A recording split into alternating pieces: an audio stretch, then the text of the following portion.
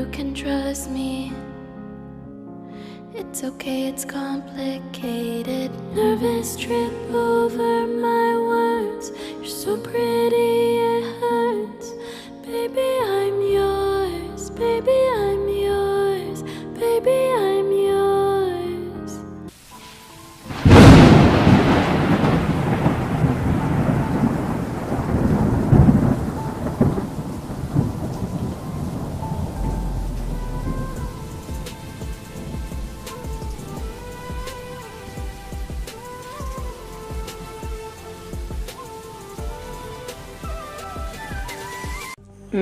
എന്താടാ ദിവസസ്വപ്നം കാണുവാണോ നീ? പുറത്ത് എന്ത് മഴയാടാ. നൈറ്റൊക്കെ മഴ, എൻ്റെ പൊന്നു.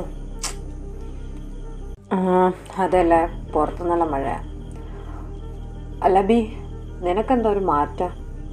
നീ എൻ്റെ അടുത്ത് നിന്ന് എന്തെങ്കിലും ഒളിപ്പിക്കുന്നുണ്ടോ? എന്തെങ്കിലും മറച്ചു വയ്ക്കാൻ ശ്രമിക്കുന്നുണ്ടോ? അല്ല, നിൻ്റെ ക്യാരക്ടറിനൊക്കെ എന്തോ ഒരു മാറ്റം പോലെ തോന്നി, അതുകൊണ്ട് ചോദിച്ചതാ. കുഞ്ഞിലെ കാണുന്നതല്ലേ, എന്തെങ്കിലും ഉണ്ടെങ്കിൽ പറയണം കേട്ടാ. അതെന്താ നീ അങ്ങനെ ചോദിച്ചേ? എന്തെങ്കിലും ഉണ്ടെങ്കിൽ ഞാൻ പറയത്തില്ലേടാ. ഞാൻ പറയാടാ, എന്തെങ്കിലും ഉണ്ടെങ്കിൽ ഞാൻ പറയാം. പിന്നെ ഞാൻ എന്തെങ്കിലും ഒളിപ്പിച്ച് വെച്ചാലും അതിനൊരു കാരണം കാണുമെന്ന് നിനക്കറിയാമല്ലോ. സമയമാകുമ്പോൾ ഇനി എൻ്റെ മനസ്സിൽ എന്തുണ്ടെങ്കിലും ഞാനത് നീയായിട്ട് ഷെയർ ചെയ്യും. പോരെ? നീ കിടന്ന് ഉറങ്ങാൻ നോക്ക്, നല്ല മഴയാ.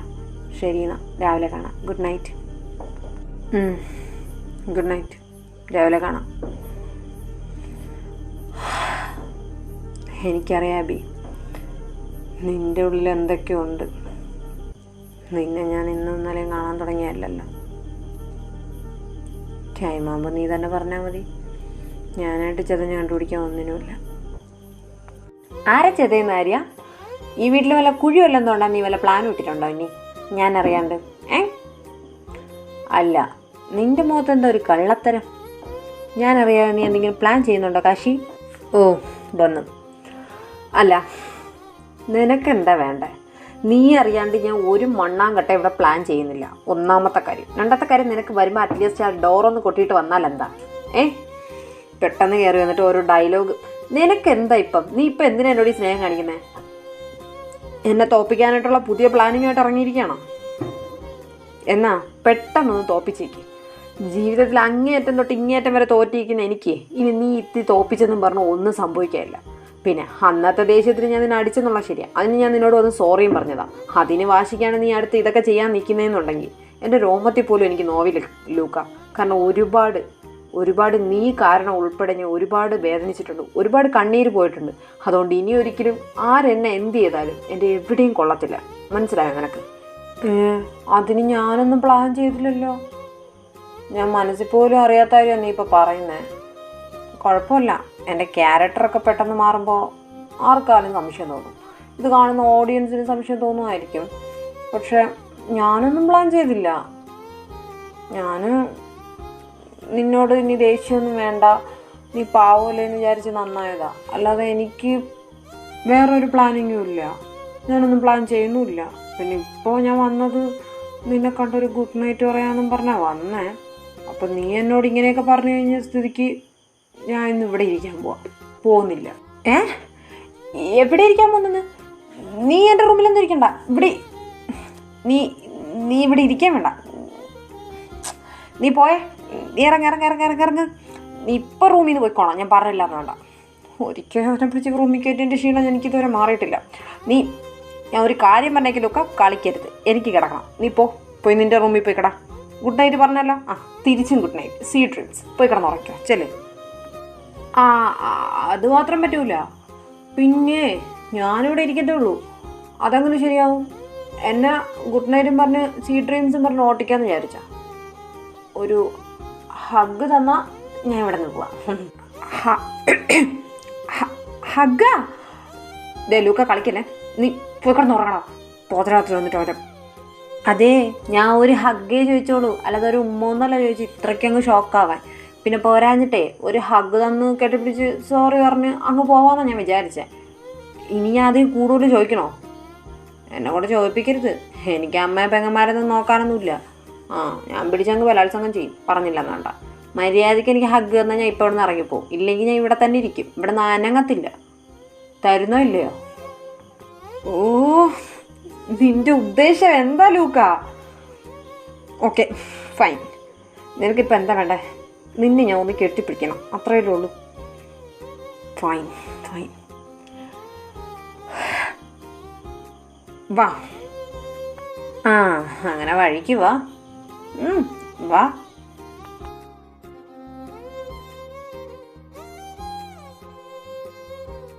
ആ, നിന്റെ ആവശ്യത്തിന് ഹഗ് ചെയ്തല്ലോ, ഇനി അങ്ങോട്ട് മാറും. നീ നിന്റെ റൂമിൽ പോകാൻ നോക്ക്, ഞാൻ കിടക്കട്ടെ.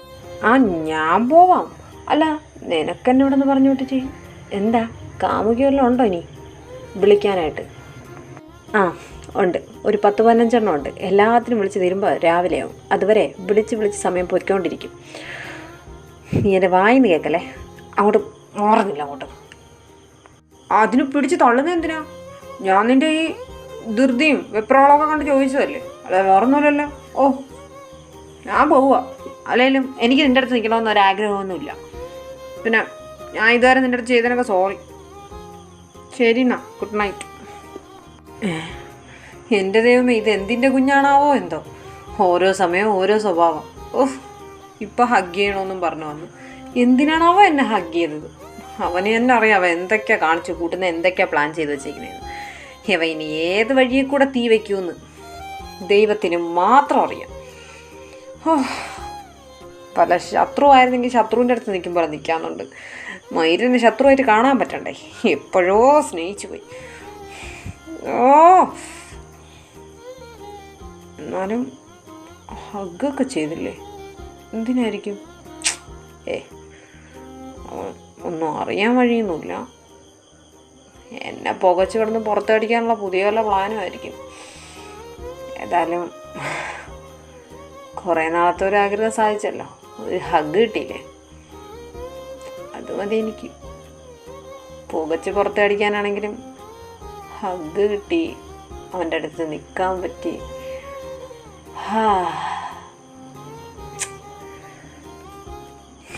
ഹലോ ലൂക്ക, എന്താണ് കാശിനാഥിൻ്റെ റൂമിൻ്റെ അകത്തു നിന്നൊക്കെ ഒരു വരക്കം? വെല്ലുവിളിക്കാൻ പോയതാണോ അടുത്ത പണി കൊടുക്കാനായിട്ട്? അതെ, അതിന് തന്നെയാണ് പോയത്. ആണെങ്കിൽ തന്നെ നിനക്കെന്താടാ പീറ്റർ കണ്ടി? ഓ, ആനക്കാര്യത്തിൻ്റെ ഇടയിലാണ് അവൻ്റെ ഒരു ചേനക്കാരി. എന്നാലും ഒന്നും അങ്ങോട്ട് മിക്സ് ആവുന്നില്ലല്ലോ. അല്ല പീറ്ററേ, ഈ നമ്മുടെ ഈ വീട്ടിൽ എന്തൊക്കെയോ പ്രശ്നങ്ങളുണ്ടല്ലേ? നീ എന്നെ ഒന്ന് ഇരുത്തി ചിന്തിച്ച് നോക്ക്. എല്ലാവരെയും സ്വഭാവം ഭയങ്കര ഡിഫറൻറ്റാണ്. നിന്നിപ്പില്ല ആൾക്കാർ ചടപടയെന്നും പറഞ്ഞ് മാറുന്നത് അല്ലേ? ആ, അത് നീ പറഞ്ഞ ശരിയാ. അങ്ങനെ ചടപടേന്ന് പറഞ്ഞ് മാറിയ ഒരാളാണ് ഇപ്പം എൻ്റെ മുമ്പ് നിൽക്കുന്നത്. അല്ല, നിൻ്റെ മാറ്റത്തിൻ്റെ രഹസ്യം എന്താണെന്ന് നീ എന്നോട് പറയാൻ താല്പര്യപ്പെടുന്നില്ല എന്ന് നീ ഏകദേശം പറഞ്ഞു കഴിഞ്ഞു. സോ ഞാൻ അത് ചോദിക്കാനും വരുന്നില്ല. നിന്റെ പ്ലാൻ എന്താണെന്ന് ഞാൻ ചോദിച്ചു, അതും നീ പറഞ്ഞില്ല. ഈ പെരുമഴയത്ത് നീ അവനെ വെല്ലുവിളിക്കാൻ പോകേണ്ട ആവശ്യം? ആ ചേട്ടാ, ഇതുവല്ല കഷ്ടമായല്ലോ. എൻ്റെ പെരുമഴയത്ത് വെല്ലുവിളിക്കാൻ പൊയ്ക്കൂടെ? ഞാൻ നനഞ്ഞതും കൊണ്ടൊന്നല്ലല്ലോ പോയത്. ഈ വരാന്തയിൽ കൂടെ അങ്ങോട്ട് നടന്നങ്ങോട്ട് അവൻ്റെ റൂമിൽ പോയതല്ലേ. ആ, പുറത്തുകൂടെ കറങ്ങി കുടയും കൊണ്ട് തിരിഞ്ഞ് കറങ്ങി മറിഞ്ഞ് എന്നൊന്നും അല്ലല്ലോ ഞാൻ വന്നത്. വീട്ടിനകത്ത് തന്നെയല്ലേ അവൻ ഇരിക്കുന്നത്. പിന്നെ എന്താ എനിക്ക് പെരുമഴയ്ക്ക് അവൻ്റെ റൂമിലോട്ട് പോയാലും? എൻ്റെ കാമുകം വല്ലതാണോ അവൻ? ആ, അത് ശരിയാ, നിൻ്റെ കാമുകനല്ല. പക്ഷെ അവൻ്റെ, അയ്യോ, അവന് ചിലപ്പം നിന്നെ ചിലപ്പോൾ കാമുകനായിട്ടാണെങ്കിലോ കാണുന്നത്. ഓ ഉവ്വ ഉവ്വ ഉവ്വ തന്നെ തന്നെ തന്നെ എന്നെ കാണുമ്പോൾ കടിച്ചു കയറാൻ നിൽക്കുന്ന അവനാ കാമുകൻ. അല്ല, ഞാൻ നിന്നോടൊരു കാര്യം പറയട്ടെ. എന്തേലും പറയാനുണ്ടെങ്കിൽ അതങ്ങ് പറയണം. ഈ മനസ്സിൽ വെച്ച് ഉരുട്ടി കളിച്ചിട്ട് ഏറ്റവും ലാസ്റ്റ് ഞാനത് വേറെ ആരുടെയെങ്കിലും വായിന്നറിയുമ്പോൾ അത് നിനക്കറിയായിരുന്നു എന്നും കൂടെ ഞാൻ അറിഞ്ഞു കഴിഞ്ഞാൽ ഇടിച്ച് നിൻ്റെ മൂക്കിൻ്റെ പോരത്തെ ഞാൻ തെറിപ്പിക്കും, കേട്ടല്ലോ. ചായനാണ് തേങ്ങയാണെന്ന് ഞാൻ നോക്കൂല പീറ്ററേ. അതിന് എനിക്കൊന്നും പറയാനില്ലല്ലോ. എനിക്കെല്ലാം പറയണ്ടെന്ന് നീ അങ്ങ് പറഞ്ഞാൽ മതിയോ? ഇന്നലെ എനിക്ക് പറയണ്ടായിരുന്നു. പിന്നെ നിൻ്റെ മാറ്റത്തിൻ്റെ രഹസ്യം എന്താണെന്ന് പറയാത്തതുകൊണ്ട് ഞാനും പറയത്തില്ല, അത്രേ ഉള്ളൂ. പിന്നെ എനിക്കിപ്പോൾ പറയാനുണ്ടോയെന്ന് നിനക്കാനറിയാം. എടോ, ഞാൻ മണ്ടനൊന്നുമല്ല. താൻ ഇടയ്ക്ക് എന്തോ പറയാൻ വന്നിട്ട് മാറ്റിക്കളയുന്നത്. അതുകൊണ്ട് പറഞ്ഞതോ. അല്ല പിന്നെ തൻ്റെ മനസാക്ഷി സൂക്ഷിപ്പുകാരനൊന്നും അല്ലല്ലോ ഞാൻ. തനിക്കെന്താ പറയാനുള്ളതെന്ന് അറിയാനായിട്ട്. പിന്നെ ചിലരുടെയൊക്കെ ചുറ്റിക്കളികളൊക്കെ ഞാൻ കാണുന്നുണ്ട്. എവിടെ പോയി അവസാനിക്കുമോ എന്തോ. അല്ല, റാമുമായിട്ട് എന്തായിരുന്നു മാറി നിന്ന് സംസാരം? 2 ദിവസം കൊണ്ട് ഞാൻ ശ്രദ്ധിക്കുക. എന്താണ് അവനുമായിട്ട് കണക്ഷൻ? നിനക്ക് അവനുമായിട്ടൊരു ചുറ്റിക്കളി, നിൻ്റെ അനിയൻ ലെവിന് അവനുമായിട്ടൊരു ചുറ്റിക്കളി. എല്ലാവർക്കും ഇപ്പോൾ അവനുമായിട്ട് ഭയങ്കര ചുറ്റിക്കളിയാണ്. എന്താ കാര്യം? ഞാനാണ് അവനവിടെ ജോലിക്ക് വിളിച്ച് കയറ്റിയത്. പക്ഷെ ഞാനുമായിട്ട് അവന് ഒരു ചുറ്റിക്കളിയില്ല. എന്നോട് അവന്ന് മിണ്ടത്ത പോലുമില്ല. ആരുടെയെങ്കിലും കുറ്റം പറയാൻ മാത്രം വരും. നീയായിട്ട് ഭയങ്കര കമ്പനിയാണെന്ന് തോന്നുന്നുണ്ടല്ലോ. ചിരിക്കുന്നു, കളിക്കുന്നു, തമാശ പറയുന്നു, മഴയത്ത് അടിച്ചു പൊളിക്കുന്നു. കുറേ നേരം ഞാൻ അവിടെ നോക്കിക്കൊണ്ടിരുന്നു. അത് കഴിഞ്ഞിട്ട് പിന്നെ ഞാൻ കയറിപ്പോയി. ഓ, ചെറുതായിട്ട് ജലസൊക്കെ അടിച്ചേട്ടാ പീറ്ററേ. ആണാ? തോന്നി. എന്ത് തോന്നിയെന്ന്? അല്ല, ചേട്ടന് ജലസടിച്ചു എന്ന് പറഞ്ഞപ്പോഴേ തോന്നിയെന്ന് പറഞ്ഞതാ. അല്ല, നീ ഞങ്ങൾ സംസാരിക്കുന്ന മാത്രമേ കണ്ടോളൂ, വേറൊന്നും കണ്ടില്ലല്ലോ അല്ലേ? ഞാൻ വേറൊരു തേങ്ങയും കണ്ടില്ല. അല്ല, നീ വേറെ വല്ലവിടെ നടന്നാ? ആർക്കറിയാം, ഞാനൊന്നും കണ്ടേന്നുമില്ല. ഞാൻ നീയൊക്കെ സംസാരിക്കുന്നുണ്ടപ്പോഴേ ഞാൻ കയറി പോന്നു. ഞാൻ അവിടെ വന്ന് നിൽക്കാനാണ് വന്നത്. പിന്നെ നിങ്ങളവിടെ നിൽക്കുമ്പോൾ ഡിസ്റ്റർബ് ചെയ്യണ്ടല്ലോ എന്ന് വിചാരിച്ച് കയറി വന്നു. അല്ല, ഇനി വല്ലതും നടന്നാ? എന്ത് നടക്കാൻ? ഒന്നും നടത്തില്ല. ഞങ്ങളിങ്ങനെ ചുമ്മാ വീട്ടിലെ കാര്യങ്ങളൊക്കെ ഇങ്ങനെ പറഞ്ഞുകൊണ്ടിരുന്നതാ. ഞാനായിട്ട് തന്നെ എനിക്കുള്ള കുഴി തോണ്ടു. അവൻ കുറേ എന്തൊക്കെയോ പറഞ്ഞു. അവനെയും അവൻ്റെ ബ്രദറില്ലേ അബി, അവനെയും കുറിച്ച്. ഞാനും നമ്മുടെ ഫ്രണ്ട്ഷിപ്പ് ഇങ്ങനെയുള്ള കാര്യങ്ങളൊക്കെ സംസാരിച്ചു. അത്രേ ഉള്ളൂ, വേറൊന്നുമില്ലടാ. എടാ, ഗണ്ണ് ലോഡ് ചെയ്യുന്ന സൗണ്ടല്ലേ നീ കേട്ടെ? എവിടെ? ഞാൻ കേട്ടില്ലല്ലോ. നിനക്ക് തോന്നിയായിരിക്കും. ഒന്ന് പോടാ. ഇല്ല കേട്ടോ. എന്തോ പ്രശ്നമുണ്ട് ലൂക്ക, ഉറപ്പാ. ഗണ്ണവിടെ ഇരിക്കുക. എന്തു പ്രശ്നം? കർത്താവേ, പണിയാണാ. ഷെൽഫിലടാ താഴെ. വാ, പോയെടുക്കാം.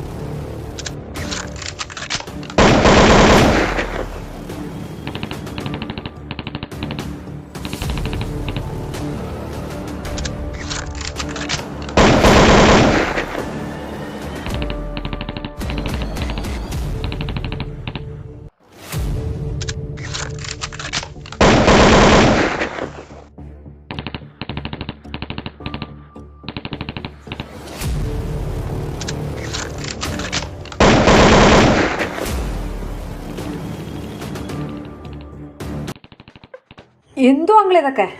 അങ്കിളിനെ ഞങ്ങളെല്ലാവരും കൂടി വിളിച്ചോണ്ടെന്നേ. അവന്മാർ കയറി കാണിക്കുന്ന കാണിപ്പുണ്ടോ? നമ്മളെ എത്ര സ്റ്റാഫ്സാണെന്നറിയോ മരിച്ചത്? കൈയും കൊട്ടി നോക്കി വയ്ക്കണോ? തിരിച്ച് ഷൂട്ട് ചെയ്യുന്നതിന് മുമ്പ് എല്ലാമാരെയും വിളിച്ചോണ്ട് വന്നിരിക്കുന്നു. എന്താ അങ്കിളെ ഇതൊക്കെ? അറിയില്ല മോനെ. ലാസ്റ്റ് അറ്റാക്ക് ഉണ്ടായത് മോൻ അങ്ങ് അമേരിക്കയിലായിരുന്ന ടൈമിലാണ്. പിന്നെ അത് കഴിഞ്ഞ് ഇപ്പോഴാ. ആരാന്നോ എന്തിനാന്നോ ഒരു പിടിയില്ല. അല്ലെങ്കിൽ 10 പേരെ കാണുമ്പോൾ ഏത് ഗ്യാങ്ങാണെന്നെങ്കിലും അറിയാൻ പറ്റും. എനിവേ, ഞാൻ നിങ്ങളുടെ ഇഷാമ്മയെ വിളിച്ചിട്ടുണ്ടായിരുന്നു. മോള് പറഞ്ഞത് നിങ്ങളെ ഇപ്പം തന്നെ അങ്കിളിൻ്റെ അടുത്തോട്ട് മാറ്റാനാണ്. അപ്പോൾ ഇവിടെ സംസാരിച്ചുകൊണ്ടിരിക്കാൻ സമയമില്ല. അവിടെ വീട്ടിലാരും ഇല്ല എന്ന് അറിഞ്ഞു കഴിഞ്ഞാൽ അവർ സ്പോട്ടിൽ ഇങ്ങോട്ട് വരും. അഡ്വക്കേറ്റ് എല്ലാവരും ഉണ്ടല്ലോ അല്ലേ? അപ്പോൾ എല്ലാവരും നേരെ ലൂക്ക, പീറ്ററെ, നിങ്ങൾക്ക് 4 പേർക്ക് അറിയാമല്ലോ എവിടെ പോകേണ്ടതെന്ന്. നേരെ ബീച്ചിലോട്ട് പോവാം. ബോട്ട് വരും, ബോട്ടിൽ കയറുക, ഫോറസ്റ്റിൽ ഇറങ്ങാം. പിന്നെ അവിടെ നിന്ന് എന്താ ചെയ്യേണ്ടതെന്ന് ഞാൻ പറയണ്ടല്ലോ. വന്നോളും, അങ്കിളിൻ്റെ ആൾക്കാർ വന്നോളും. സോ സേഫ് ആയിട്ട് പോവാം. എനിക്കിവിടെ ഒരുപാട് കാര്യങ്ങൾ ചെയ്ത് തീർക്കാണ്ട്. ഇതാരെ വന്നതെന്ന് അറിയണം. പിന്നെ മമ്മ വരുമ്പോൾ ഞാൻ ഇവിടെ കാണണം. മനസ്സിലായല്ലോ? ഇവിടുത്തെ പ്രശ്നങ്ങളൊക്കെ ഞാൻ സോൾവ് ചെയ്തോളാം. നിങ്ങൾ ആ വീട്ടിൽ ഉണ്ടായിരുന്നില്ല, അങ്കിളിൻ്റെ അടുത്തായിരുന്നു. അതായിരിക്കും നാളത്തെ എവിഡൻസ് വരേണ്ടത്. അപ്പോൾ ലൂക്ക, എല്ലാവരും കൂടി ബീച്ചിലോട്ട് പോകും. ഓ ഡാമിറ്റ്, അങ്കിൾ ഇത് എന്ത് പിണ്ണാക്കാ പറയുന്നേ? സണ്ണിച്ചായൻ്റെ അടുത്തോട്ട് പോക്ക് നടക്കത്തില്ല അങ്ങളെ. അങ്കിള് നമ്മളെ കൂടെ ഇപ്പോൾ കാശിയുണ്ട്, അഭിറാമുണ്ട്, അബിയുണ്ട്, പോരാൻ അഡ്വക്കേറ്റ് ഉണ്ട്, ഇമ്മാനുവൽ സാറ്. ഇവരെല്ലാവരും കൂടെ എങ്ങനെയാണ് സണ്ണിച്ചായൻ്റെ അടുത്തോട്ട് പോകുന്നത്? സണ്ണിച്ചായൻ്റെ ക്യാരക്ടർ അറിയാമല്ലോ, ഞങ്ങളെ തന്നെ അങ്ങേർക്ക് പിടിക്കത്തില്ല, പിന്നെയാണ് ഇനി ഇവരെ കൂടെ. അങ്കിള് അഗസ്റ്റ് ഞങ്ങൾക്ക് ദൈവത്തോർത്ത് വേറെ സ്ഥലം പറ, ഞങ്ങൾ അങ്ങോട്ട് എവിടെയെങ്കിലും പോവാം. ഇവരെയും കൊണ്ട് അങ്ങ് വരെ പോകുന്ന റിസ്ക്കുമാണ്, ഇവരെയും കൊണ്ട് പോകാനും പറ്റത്തില്ല. അങ്ങേരെങ്ങനെ പെരുമാറുന്നതെന്ന് പറയാൻ പറ്റത്തില്ല. ലാസ്റ്റ് പിന്നെ പോകുന്ന സ്ഥലത്തോടെ ഒരു ഇഷ്യൂ ആവും. മോനെ ലൂക്ക, നീ അടങ്ങ്. എനിക്ക് ഒട്ടും ടൈമില്ല മോനെ. നിങ്ങൾ കളിച്ചോണ്ട് നിൽക്കും പോലെ അല്ല. പിന്നെ മോൻ പറഞ്ഞ ഈ കാര്യങ്ങളൊക്കെ ഞാൻ ഇഷാമോളോട് ചോദിച്ചതാ. മോളെ എന്നെ പറഞ്ഞേ അവിടെ പോകുന്നേക്കാളും വേറെ ഒരു സേഫും ഇല്ലാന്ന്. ആ കാട്ടിനകത്ത് ഒറ്റ പോലീസോ അല്ലെങ്കിൽ ഈ വന്നവന്മാരോ ഒറ്റ എണ്ണം കയറത്തില്ല. നിങ്ങൾ എന്തുകൊണ്ട് സേഫ് സണ്ണീരെടുത്താ? അതുകൊണ്ടാ പറയുന്നത്. എനിക്ക് സംസാരിച്ചിരിക്കാൻ നേരമില്ല. അവന്മാർ പോകുന്നതിന് മുമ്പ് അതിൽ ഒരുത്തനെങ്കിലും പിടിക്കണം. നിങ്ങൾ എൻ്റെ പൊന്നു മക്കളല്ലേ. അഗസ്റ്റിച്ചായ പറയുന്ന മനസ്സിലാക്കുക. അങ്കിള് ഒരു കാര്യമില്ലാതെ ഇങ്ങനെ പറയില്ല. ഇത് എപ്പോഴും നടക്കും പോലെയല്ല നടന്നത്. ഒരു ഇഞ്ച് പോലും നമുക്ക് ഡൗട്ട് തോന്നുന്നത് നമ്മൾ പ്രതീക്ഷിക്കാത്ത ടൈമിലാണ്.